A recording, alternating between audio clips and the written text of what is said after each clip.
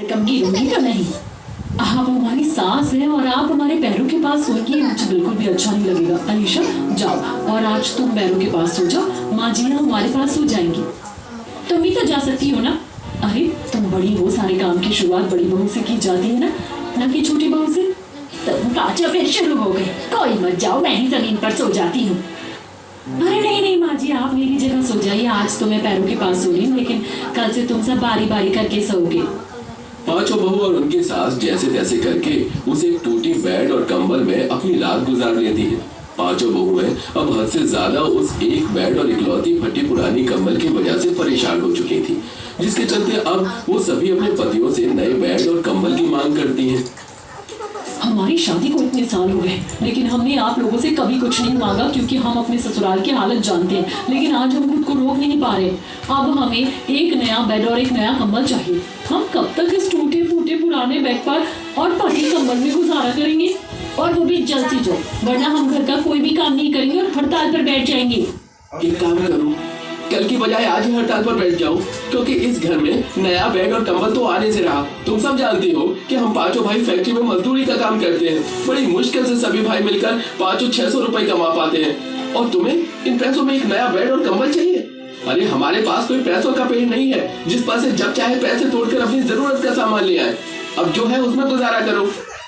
अपने पतियों का जवाब सुन पांचों बहू को काफी गुस्सा आता है, और ऐसे ही कुछ समय और गुजर जाता है। और आज मायके से इन पांचों बहू की नंद ललिता आती है।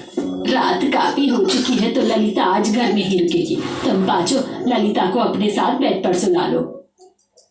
हाँ माँ जी, क्यों नहीं। ये बेड थोड़ी ना कुआं है ना, जिसे जितना भरते जाओ वो हमेशा खाली रहेगा। इस बेड पर हम पांचों तो ठीक से सो नहीं पाती हैं। अब आपको अपनी बेटी भी सुलानी है। बेटी है क्यों माँ जी, काम करिए ना, पूरे मोहल्ले वालों को बुला लीजिए, आराम से सुला लीजिएगा फिर बेड पर। और हम पांचों का क्या है, हम पांचों तो जमीन पर भी सो जाएंगे।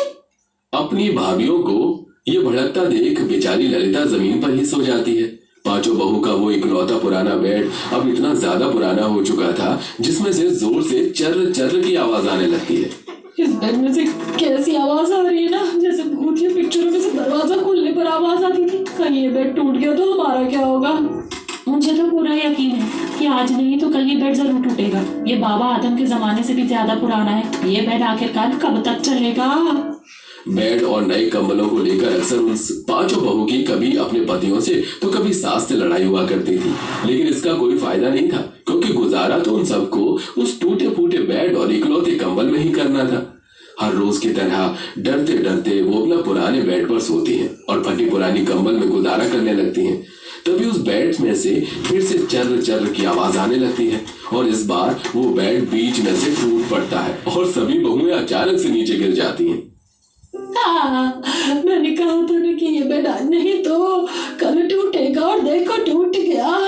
अब बस बहुत हुआ। इस टूटे बेड और फटी पुरानी कंबल के साथ और गुजारा नहीं कर सकते। अब हमें नया बेड और कंबल चाहिए तो चाहिए, वरना हम सब अपने मायके चली जाएंगी। अपनी पत्नियों की मायके जाने की धमकी को सुनकर सभी पति अब काफी परेशान हो जाते हैं। अलग अलग जगह पर नौकरी की तलाश करते हैं, लेकिन सिर्फ सुरेश के ही एक ठीक जगह नौकरी लग पाती है। कुछ दिनों तक मेहनत करके सुरेश नई कंबल के लिए मेहनत करता है, और आज आखिरकार सुरेश को नई कंबल के लायक पैसे मिल जाते हैं। सुरेश खुशी खुशी उन पैसों को लेकर घर आ रहा होता है कि तभी दो चोर सुरेश को घेर लेते हैं। तेरे पास जितने भी पैसे हैं हमें दे दे, वरना हम तुझे छोड़ेंगे नहीं। अरे नहीं, मैं ये पैसे तो नहीं दूंगा, ये मेरी मेहनत के पैसे हैं। वो चोर सुरेश से जबरदस्ती पैसे छीनने की कोशिश करते हैं। तभी वहां पुलिस की गाड़ी आने लगती है, जिसे देख तो सुरेश से पैसे छीनकर उसे धक्का देकर वहां से चोर भाग जाते हैं। सुरेश के पैसे तो जाते ही हैं, साथ ही साथ उसे काफी चोट भी लग जाती है। सुरेश जैसे ही घर आकर सभी को ये बात बताता है, मिल गया ना तुम पांचों को सुकून। क्या हालत हो गई है मेरे बेटे की। सुरेश की ऐसी हालत देख पांचों बहू को अपनी गलती का एहसास होता है। ये सब हमारी वजह से हुआ है। अगर हम अपनी पतियों से नई कंबल और बेड की जिद नहीं करते तो आज इनकी ऐसी हालत नहीं होती। हम तो घर की बहुएं हैं, हमें तो घर की हालत को समझना चाहिए था, लेकिन हमने ही जिद करनी शुरू कर दी। पांचों बहुएं अब नई कंबल और बेड की जिद को छोड़ देती हैं और एक फर्नीचर की दुकान पर जाकर अपने टूटे हुए बेड की मरम्मत के लिए कुछ लकड़ियां और कील लेने जाती हैं कि तभी अलीशा की नजर पास में ही बनी एक कंबल की फैक्ट्री पर जाती है, जहां पर 2 नए वर्कर्स की जरूरत होती है।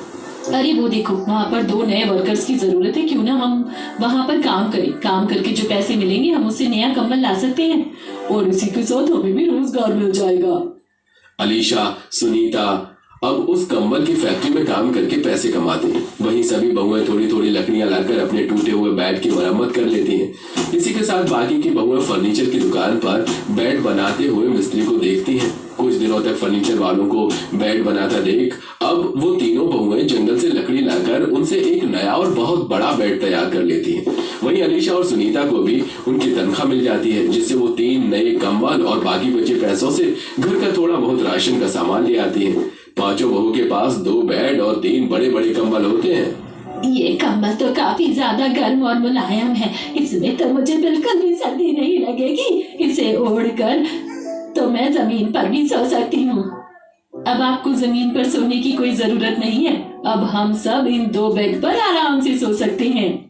पांचों बहुएं अपने पूरे परिवार के साथ उन 2 बेड पर अब आराम से सोती हैं और नए कंबल में अब बिना ठंड में ठिठुरे आराम से चैन की नींद सोती हैं।